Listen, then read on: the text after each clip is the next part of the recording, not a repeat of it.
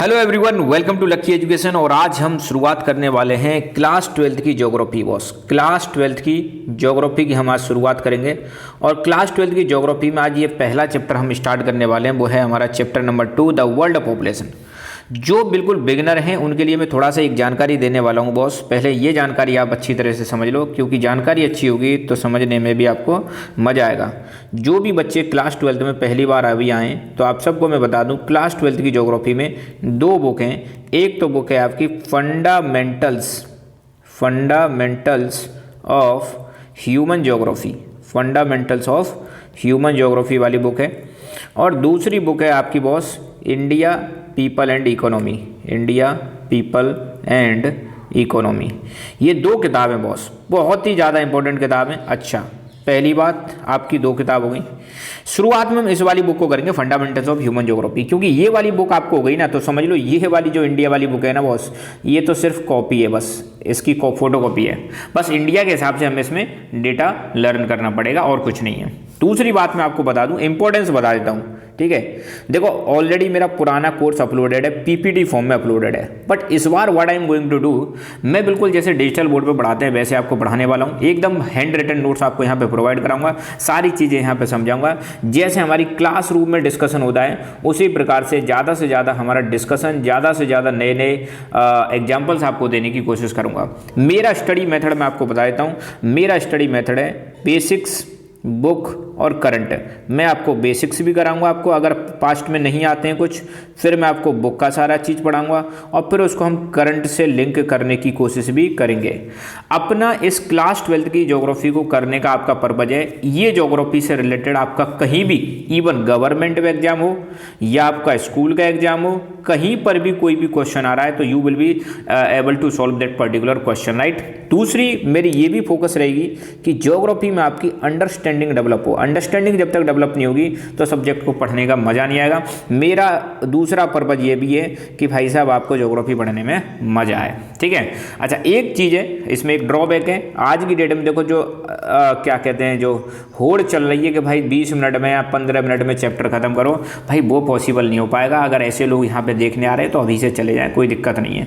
मगर जिसको ज्योग्राफी दिल से समझनी है, मन से समझनी है, तो मैं गारंटी दे रहा हूँ एक चैप्टर पूरा मेरा यहाँ पढ़ के देखो, इस वाले को समझ में आए तो फिर बता रहा, ठीक है। हाँ, ये टाइम लगेगा, नो इशू। तो आप क्या कर सकते हैं, कॉपी लें और कॉपी में जो भी नोट्स मैं यहाँ पे बनवा रहा हूँ उन सारे नोट्स को आप करने की कोशिश करें, ठीक है। तो शुरुआत करते हैं। पहला चैप्टर हम सबसे लास्ट में करेंगे, उसको छोड़ देना भी है ना।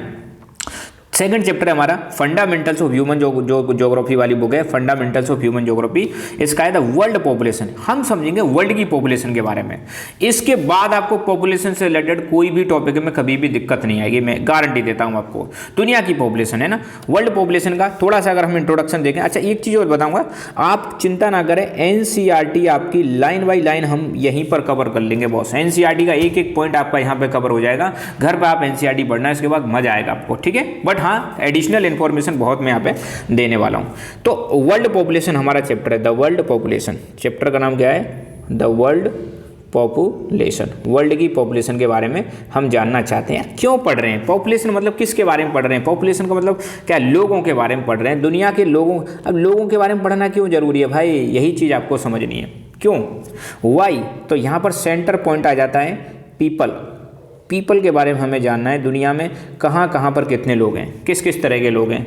तो पहली बात, जो पीपल होते हैं किसी भी कंट्री का जो लोग होते हैं वो उसकी रियल वेल्थ मानी जाती है। क्या मानी जाती है, रियल वेल्थ। यार लोगों को कैसे हम रियल वेल्थ कहेंगे बताओ। अब यहाँ पर थोड़ा सा इसको हमें एनालाइज करना है। How the people of country, particular country are known as their real wealth. लोगों, जो मतलब लोग होते हैं उनको कैसे रियल वेल्थ माना जाता है। देखो, इसको ऐसे माना जाता है, मैं आपको दो एग्जाम्पल देता हूँ इसके लिए ना। बुक में बस लिमिटेड इतना ही लिखा हुआ है एग्जाम्पल।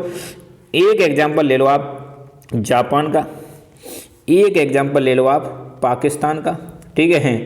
तो जापान के लोगों को देखो आप और पाकिस्तान के लोगों को देखो, आई एम श्योर आप समझने वाले होंगे मैं क्या कहना चाह रहा हूँ। एक तरफ जापान के लोग यार highly educated, highly skilled, highly educated, highly skilled, ठीक है। और टेक्नोलॉजी अगर देखें तो जापान के लोगों ने टेक्नोलॉजी में क्या से क्या कर रखा है बताने की ज़रूरत नहीं है। ये वही जापान है जहाँ पर 1945 में यूएसए ने बॉम्ब गिराया था, तबाह कर दिया था, और फिर भी मतलब जापान दोबारा से खड़ा हो गया। कमेंट करके आप प्लीज़ बताएं जापान के कौन कौन से शहरों पर यूएसए ने बॉम्ब गिराए थे। दूसरी तरफ आप देखो पाकिस्तान, जो हमारे साथ ही आज़ाद हुआ बॉस, 1947 में आज़ाद हुआ। आज हालत देखो यहाँ के लोग कैसे हैं। यहाँ पर आज भी आप देखो टेररिज्म की भयंकर वाली समस्या है। टेररिज्म से दुनिया नहीं, ये खुद भी परेशान है। आए दिन यहाँ पे घटनाएं होती रहती हैं। पॉवर्टी भर भर के, खुद पूरा पाकिस्तान गरीब है। दुनिया भर में ये आपको देखने को मिलेगा, मतलब पैसे मांगते रहते हैं दुनिया भर में। ठीक है, पॉवर्टी बहुत ज़्यादा है। सोशल कंडीशंस इनकी देखो, सोशल कंडीशंस इनकी बहुत ज़्यादा ख़राब हैं। लिविंग स्टैंडर्ड इनके देखो, लिविंग स्टैंडर्ड बहुत ज़्यादा ख़राब है इनके, living standard poor leaving conditions हैं। जबकि यहाँ पे देखो एकदम हाई फाई लिविंग स्टैंडर्ड है, बॉस इनकी हाई फाई लिविंग स्टैंडर्ड है। तो पाकिस्तान के लोगों को देखो आप एक तरफ, और एक तरफ आप देखो भाई साहब जापान के लोगों को, तो आप समझ में आ रहा है ना। ये लाइन एनसीईआरटी की है, the people of country are its real wealth. जो लोग होते हैं ना वही असली संपत्ति होते हैं, वही एक्चुअल रिसोर्सेस होते हैं। पीपल ही क्या होते हैं हमारे, यही हमारे एक्चुअल रिसोर्स होते हैं बॉस, एक्चुअल रिसोर्स होते हैं। किसी भी देश का एक्चुअल रिसोर्स होते हैं वो लोग होते हैं, क्योंकि कोई भी कंट्री इन्हीं लोगों का इस्तेमाल करके, कोई भी कंट्री इन्हीं लोगों का इस्तेमाल करके क्या बनाते हैं, इनके लिए पॉलिसीज बनाते हैं। क्या बनाते हैं, नीतियां बनाते हैं। ठीक है, और अल्टीमेटली किसी भी देश को, अल्टीमेटली किसी भी कंट्री को उसके लोगों से ही जाना जाता है। किससे जाना जाता है? आज आपके माइंड में जैसे ही पाकिस्तान आएगा तो फटाफट ये टेररिज्म और ये सारी चीज़ें आ जाएंगी। जापान आएगा तो एकदम highly educated, highly qualified, highly civilised, बहुत ही ज़्यादा सिविलाइज्ड लोग भी देखने को मिलेंगे। तो किसी भी देश को उसके वाकई में लोगों से ही जाना जाता है। ये बात अब समझ में आ गई है। तो अब आपको ये भी जानना पड़ेगा कि यार हर साल कितने मैन, कितने वुमेन, कितने बच्चे, मतलब कहाँ कहाँ पर कितने इन लोगों के साथ क्या रहा, कितने बच्चे पैदा हो रहे हैं, बच्चों में मेल कितने हैं, फीमेल कितने हैं, है ना। और लोग कहाँ रहते हैं, गांव में रहते हैं या शहर में रहते हैं, पढ़े लिखे हैं या नहीं है, इन सब चीज़ों के बारे में हमें पढ़ना है। तो पहला तो हमारा इंट्रोडक्शन हो गया भाई, लोग कितने ज़्यादा इंपॉर्टेंट होते हैं। लोग बहुत ज़्यादा इंपॉर्टेंट होते हैं, लोग बहुत ज़्यादा इंपॉर्टेंट होते हैं। इन्हीं लोगों को हम बोलते हैं एक्चुअल रिसोर्सेस। क्या बोलते हैं? एक्चुअल रिसोर्सेस बोलते हैं। और या हम कह सकते हैं ह्यूमन रिसोर्सेस बोलते हैं, ह्यूमन रिसोर्सेस। और कोई भी कंट्री जितना ज़्यादा फोकस करेगा अपने ह्यूमन रिसोर्सेस पर, और फोकस कैसे कर सकता है, इन पर इन्वेस्टमेंट करना पड़ेगा। क्या करना पड़ेगा? इन्वेस्टमेंट किस पे करना पड़ेगा? हेल्थ में फोकस करना पड़ेगा, एजुकेशन में फोकस करना पड़ेगा, स्किल्स में फोकस करना पड़ेगा। और फिर देखो वो देश कहाँ से कहाँ जा सकता है, तब वो देश कहाँ से कहाँ जा सकता है। खैर ये वाली चीज़ हम चैप्टर 3 में करेंगे, ह्यूमन डेवलपमेंट में। अब हम थोड़ा चैप्टर को आगे बढ़ाते हैं। अगला दे रखा है कि वर्ल्ड की पॉपुलेशन 21st सेंचुरी की बिगिनिंग में, 21st सेंचुरी की बिगिनिंग। अब यार 21st सेंचुरी की बिगिनिंग का क्या मतलब है? 2001 से लेकर 2100, ये तो हो गई भाई 21st सेंचुरी। तो यहाँ पर दे रखा है 21st सेंचुरी की बिगिनिंग का मतलब है 2000 के आसपास वर्ल्ड की पॉपुलेशन कितनी हुआ करती थी। ये रिकॉर्ड की गई थी मोर देन 6 बिलियन। कितनी रिकॉर्ड की गई थी? More than 6 billion population. तो ये भी एक क्वेश्चन बन जाता है, 21st सेंचुरी की बिगिनिंग में दुनिया की कितनी पॉपुलेशन हुआ करती थी। तो आपको बताना है 6 बिलियन। मैं आपको थोड़ा सा, किताब में तो नहीं है बट एक आइडिया दे देता हूँ। राइट नाउ करंटली देखो, यही चीज़ मैंने बताई थी कि मैं बेसिक्स के साथ साथ करंट भी बताऊंगा। करंटली अपनी पॉपुलेशन है भाई साहब मोर देन 8 बिलियन। कितनी हो गई है? 8 बिलियन में 2025 की बात कर रहा हूँ भाई साहब, है ना। ये आपको नॉलेज के पर्सपेक्टिव से कोई पूछ ले तो अभी दुनिया की पॉपुलेशन कितनी है, तो क्या बताओगे बॉस? अभी दुनिया की जो पॉपुलेशन है वो है 8 बिलियन से ज़्यादा। कितनी पॉपुलेशन है? 8 बिलियन से ज़्यादा हमारी पॉपुलेशन है। ये चीज़ आपको ध्यान रखनी है, ठीक है। बट एनसीईआरटी का डेटा क्या याद रखना है? एनसीईआरटी का डेटा आपको याद रखना है, क्या याद रखना है कि भाई हमारी एनसीईआरटी को भी साथ में रखना है कि 21st सेंचुरी की बिगिनिंग में कितनी पॉपुलेशन रिकॉर्ड की गई थी। 6 बिलियन से ज़्यादा रिकॉर्ड की गई थी। खैर आगे हम चल के देखेंगे कहाँ कहाँ पर कितनी कितनी पॉपुलेशन पाई जाती है, ठीक है, वो हम आगे चल के थोड़ा सा देखेंगे। अब एक व्यक्ति थे, उस व्यक्ति का नाम है भाई साहब जॉर्ज बी क्रेसी। व्यक्ति का नाम क्या है? George B Cressey. इनके बारे में एक स्टेटमेंट समझना है। जॉर्ज बी क्रेसी कौन थे? इन्होंने क्या कहा? जॉर्ज बी क्रेसी की बात सुने आप गौर से, ठीक है। तो जॉर्ज बी क्रेसी ने मतलब बताया, एशिया की पॉपुलेशन के बारे में इन्होंने कुछ बताया है। अमेरिकन ज्योग्राफर हैं, इन्होंने कुछ एशिया की पॉपुलेशन के बारे में कमेंट किया। किसके बारे में कहा? एशिया की पॉपुलेशन के बारे में इन्होंने कमेंट किया और बाद में कहा कि जो मैं एशिया की पॉपुलेशन के बारे में बता रहा हूँ सेम कहानी सत्य है वर्ल्ड की पॉपुलेशन के बारे में। इन्होंने कहा कि एशिया में मैनी प्लेसेस ऐसे हैं जहाँ पे फ्यू पॉपुलेशन पाई जाती है, या फ्यू पीपल रहते हैं। बहुत सारी जगह ऐसी हैं। तो Asia has many places where people are few. Asia में बहुत सारी जगह ऐसी हैं जहाँ पर लोग बहुत कम हैं। और दूसरी चीज़ इन्होंने कही, Asia has few places, Asia में कुछ जगह ऐसी भी हैं जहाँ पे वेरी मैनी पीपल रहते हैं। क्या रहते हैं? वेरी मैनी पीपल रहते हैं। ये कहा इन्होंने जॉर्ज बी क्रेसी ने। किसके बारे में कहा? एशियन कॉन्टिनेंट के बारे में कहा कि यार एशिया में बहुत जगह ऐसी हैं जहाँ पे कुछ लोग रहते हैं, और कुछ जगह ऐसी हैं जहाँ पे बहुत ज़्यादा लोग रहते हैं। बस स्टेटमेंट दे दिया। अब इस स्टेटमेंट का हम भाई साहब हम एनालिसिस करते हैं। आपको क्या मतलब समझ में आ रहा है इसका? Let us understand this statement. देखो यार, एशिया में बहुत सारी जगह ऐसी है जहाँ पे कुछ लोग रह रहे हैं। क्या मतलब है? बहुत सारी जगह ऐसी होंगी जो रहने लायक नहीं होंगी। जैसे फॉर एग्जांपल वो माउंटेनियस रीजन हो सकता है, माउंटेन्स हो सकते हैं। माउंटेन्स में कौन रहेगा? वहाँ पे डेजर्ट्स हो सकते हैं। कौन रहेगा भाई डेजर्ट्स में? कोई नहीं रहने वाला है। आपकी खराब वाली जो ज़मीन होती है बैरन लैंड, वहाँ पर कौन रहेगा? फिर एशिया में ऐसे एरिया होंगे जो बहुत ज़्यादा हॉट होंगे, गर्म एरिया में कौन रहना पसंद करेगा? बहुत ज़्यादा कोल्ड होंगे, वहाँ भी कौन रहना पसंद करेगा? तो ये वो कंडीशंस होंगी यहाँ पर जो हैं भाई साहब जियोग्राफिकल कंडीशंस। कैसी कंडीशंस? जियोग्राफिकल कंडीशंस कैसी होंगी? सही नहीं होंगी, सूटेबल नहीं होंगी, रहने लायक नहीं होंगी, इसीलिए यहाँ पे लोग कम रह रहे हैं। सिंपल सी बात है। सेम भारत में देख लो ना यार, आप भारत में भी आप देखो, जैसे डेजर्ट है, माउंटेन्स है, थार डेजर्ट है, लोग रहते ही नहीं यहाँ पर, हिली एरिया में नहीं रहते हैं। और कुछ जगह ऐसी होंगी जहाँ पे कंडीशंस कैसी होंगी? Geographical conditions. अगर ये डिस्कशन करने के लिए, एनालाइज करने के लिए आ जाए तो आप बता भी सकते हो, यहाँ पर एशिया में जो कुछ जगह पे ज़्यादा लोग पाए जा रहे हैं, यहाँ पर जोग्राफिकल कंडीशंस होंगी, फेवरेबल जोग्राफिकल कंडीशंस होंगी। फेवरेबल जोग्राफिकल कंडीशंस का मतलब है यहाँ पर खूब सारा अच्छा पानी अवेलेबल होगा, ज़मीन फ्लैट होगी, एकदम फर्टाइल होगी, और क्लाइमेट मॉडरेट होगा, है ना। वो ऐसी जगह जो होती है जहाँ पे लोग ज़्यादा रहते हैं। आई होप आपको ये बिल्कुल समझ में आ गया होगा कि मैं क्या कहना चाह रहा हूँ। बिल्कुल अच्छी तरह से आपको समझ में आ गया होगा, आई एम श्योर। ठीक है, तो जॉर्ज बी क्रेसी कह रहे हैं कि एशिया में बहुत सारी जगह ऐसी हैं जहाँ पे कुछ लोग रहते हैं और कुछ जगह ऐसी हैं जहाँ पे बहुत सारे लोग रहते हैं। रीजन मैंने बता दिया। ऐसा क्यों होता है? ऐसा होता है ज्योग्राफिकल कंडीशन की वजह से। और एनसीईआरटी में क्वेश्चन भी दे रखा है, why do people prefer to live in certain regions and not in others. कुछ एरिया में ही लोग रहना पसंद क्यों करते हैं, बाकी जगह पे क्यों नहीं करते हैं? तो ये हम आगे चल के पॉपुलेशन डिस्ट्रीब्यूशन करेंगे, जब मैं आपको बहुत डिटेल से समझाने वाला हूँ। सो वरी नोट, है ना। ये जो पैटर्न है, ये जो एशिया का वाला पैटर्न है, same pattern is also true for world. World के लिए भी ये सेम पैटर्न एप्लीकेबल है। सेम पैटर्न वर्ल्ड के लेवल पर भी काम करता है। वर्ल्ड में भी आपको देखने को मिलेगा मैनी प्लेस ऐसे हैं जहां पर कुछ लोग रहते हैं और फ्यू प्लेस ऐसे हैं जहां पे बहुत सारे लोग रहते हैं। I hope it is clear. इसका स्क्रीनशॉट ले सकते हो और लिख ही लेना बॉस इसको, है ना, नोट डाउन करते चले, मजा आएगा आपको। अब हम थोड़ा डिस्कस करेंगे बॉस किसके बारे में।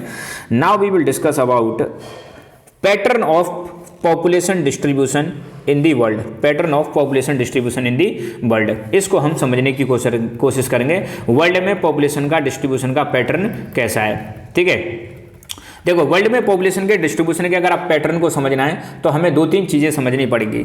हमें क्या क्या चीज़ समझनी पड़ेगी? नंबर 1, हमें आना चाहिए कि पॉपुलेशन डिस्ट्रीब्यूशन क्या होता है। इनको बिल्कुल डिटेल में करेंगे। अगर वर्ल्ड में पॉपुलेशन डिस्ट्रीब्यूशन का पैटर्न समझना है तो first of all what we need to understand, population distribution का पैटर्न समझना पड़ेगा, दुनिया में कैसा है। दूसरा, हमें पॉपुलेशन डेंसिटी समझनी पड़ेगी। क्या समझनी पड़ेगी? Population density. आगे चल के इनको हम चर्चा करेंगे, चिंता ना करें, इसे समझना पड़ेगा। तीसरा, हमें डेमोग्राफी के बारे में समझना पड़ेगा। वहाँ पर डेमोग्राफिक कैरेक्टरिस्टिक्स के बारे में समझना पड़ेगा। इन तीनों चीज़ों को समझ लोगे तो आप समझ जाओगे वर्ल्ड में पॉपुलेशन का डिस्ट्रीब्यूशन कैसा है। ठीक है, जैसे सबसे पहले हम बात करें, अगर आप मान लो पॉपुलेशन डिस्ट्रीब्यूशन की बात कर लें, किसकी बात करें? सबसे पहले अगर आप पॉपुलेशन डिस्ट्रीब्यूशन की बात करें तो यहाँ पर पॉपुलेशन डिस्ट्रीब्यूशन की डेफिनेशन हो जाएगी, पॉपुलेशन डिस्ट्रीब्यूशन। क्या होता है भैया पॉपुलेशन डिस्ट्रीब्यूशन, बताओ। पॉपुलेशन डिस्ट्रीब्यूशन का सिंपल सा मतलब है किस तरीके से लोग मतलब वर्ल्ड में पाए जाते हैं, that is called population distribution. तो उसकी सिंपल सी डेफिनेशन क्या हो जाएगी, it refers to the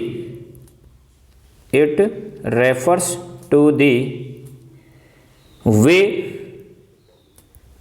people are spaced over earth's surface। Earth की सरफेस पर लोग किस तरीके से डिस्ट्रीब्यूटेड हैं, उसी को हम क्या बोलते हैं, पॉपुलेशन डिस्ट्रीब्यूशन बोलेंगे। ध्यान दो, किस तरीके से लोग जो हैं अर्थ पर स्पेस्ड हैं, पाए जा रहे हैं। जैसे कहीं पे ज़्यादा पाए जाते हैं, कहीं पे कम पाए जाते हैं। क्यों पाए जाते हैं, क्यों वाला टॉपिक भी हम डिस्कस करेंगे। कहीं पर ज़्यादा क्यों होते हैं, कम क्यों होते हैं, वो भी डिस्कस करेंगे। फिलहाल पॉपुलेशन डिस्ट्रीब्यूशन की डेफिनेशन क्या हो जाएगी, the way people are spaced over the earth surface is called population distribution. और आपको देखने को मिलेगा वर्ल्ड में जो पॉपुलेशन है भाई साहब, वर्ल्ड की जो पॉपुलेशन है उसमें एक पैटर्न आपको देखने को मिलेगा। क्या पैटर्न देखने को मिलेगा कि 90% जो वर्ल्ड की पॉपुलेशन है, 90% जो पॉपुलेशन है आपकी, वो मात्र 10% एरिया में रह रही है। कितनी परसेंट एरिया में रह रही है, 10% में। जबकि 10% जो पॉपुलेशन है वो आपकी मात्र 90% एरिया में रह रही है। कहाँ रह रही है, 90% एरिया में। बताओ, यही चीज़ हमने चर्चा करी थी कि नहीं करी थी। यही चीज़ कही थी किसने, जॉर्ज बी क्रेसी ने, कि भाई साहब वर्ल्ड में बहुत सारी जगह 90% कैसी हो गई, मतलब 90% जगह कैसी, बहुत सारी जगह लोग कितने रह रहे हैं, बहुत कम। और बहुत कम जगह ऐसी है जहाँ पे बहुत ज़्यादा लोग रह रहे हैं। तो ये है पॉपुलेशन डिस्ट्रीब्यूशन की वर्ल्ड में 90% जो वर्ल्ड की पॉपुलेशन है वो 10% एरिया में रहती है, जबकि 10% वो है जो आपकी 10% जो मतलब पॉपुलेशन है वो 90% एरिया में रह रही है। अब आप रसिया देखो ना यार, रसिया में मतलब दुनिया का सबसे बड़ा देश है, सबसे बड़ा देश है। पॉपुलेशन कितनी है, अराउंड 15 करोड़ के आसपास मतलब पॉपुलेशन है। ठीक है।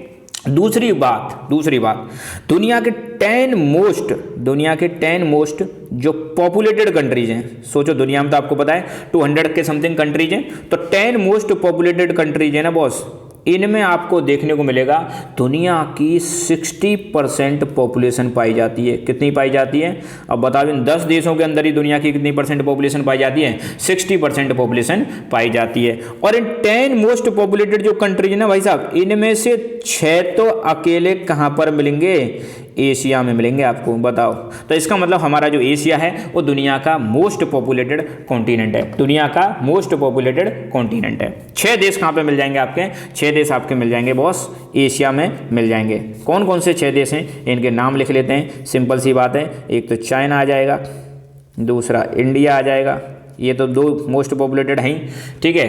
इसके अलावा आपका इंडोनेशिया आ जाएगा, इंडोनेशिया आ जाएगा। इंडोनेशिया के अलावा पाकिस्तान आ जाएगा। इसके अलावा बांग्लादेश आ जाएगा,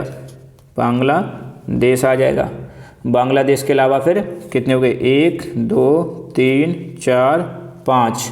इसके अलावा एक और लिख सकते हैं हम, रशिया ले लो, एक और क्या आ जाएगा, क्योंकि रशिया भी यूरोप और एशिया दोनों में आता है। तो 6 कंट्री ऐसे हैं जो आपको कहाँ देखने को मिलेंगे, एशिया में। तो दोबारा से बता रहा हूँ, पॉपुलेशन डिस्ट्रीब्यूशन का मतलब क्या है, जिस तरीके से लोग अर्थ की सरफेस पर स्पेस्ड है उसी को हम पॉपुलेशन डिस्ट्रीब्यूशन बोलते हैं। और हमें देखने को मिलेगा दुनिया में जो 90% पॉपुलेशन है वो 10% एरिया में रहती है, और 10% पॉपुलेशन जो है 90% एरिया में रहती है। ये ऐसा स्टेटमेंट ही दिया था जॉर्ज बी क्रेसी ने। फिर कहा जा रहा है कि दुनिया में जो 10 मोस्ट पॉपुलेटेड कंट्रीज हैं, उनमें दुनिया की 60% पॉपुलेशन आपकी रहती है। और 10 में से भी 6 देश जो हैं आपके कहाँ देखने को मिल जाएंगे, 6 देश आपके एशिया में देखने को मिल जाएंगे। ठीक है boss, I hope it is clear. अच्छा, एक लिस्ट आप यहाँ पे बना लेना, टॉप 5 पॉपुलेटेड कंट्रीज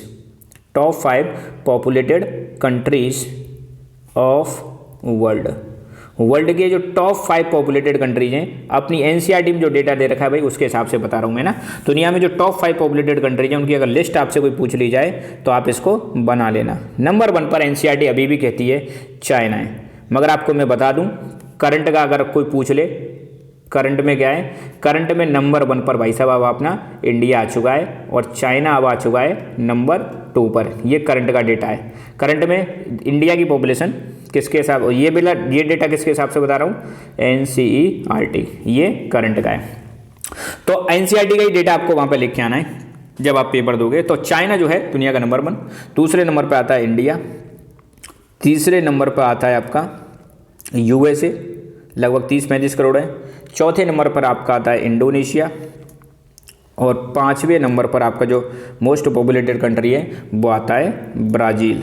ठीक है, ये 5 जो है मोस्ट पॉपुलेटेड कंट्रीज हैं दुनिया के। ठीक है, तो आज के लेक्चर में बस हम इतना ही डिस्कस करेंगे। कल हम डिस्कस करेंगे, जो अगला लेक्चर आएगा उसमें पॉपुलेशन डेंसिटी के बारे में आराम से डिस्कस करेंगे, पूरा डिस्कस करेंगे कि पॉपुलेशन डेंसिटी क्या होती है। उसके बाद फिर एक अगला लेक्चर में ऐसे मेरी कोशिश रहेगी एक टॉपिक को डीपली डिस्कस किया जाए और उस टॉपिक को पढ़ने के बाद आपको कोई दिक्कत ना हो, इसी प्रकार से मैं डिस्कस करूँगा। फिर भी आपके कोई सजेशन है आप जरूर कमेंट करके बताएं। ठीक है, so thank you so much, keep learning, keep enjoying and God bless you all.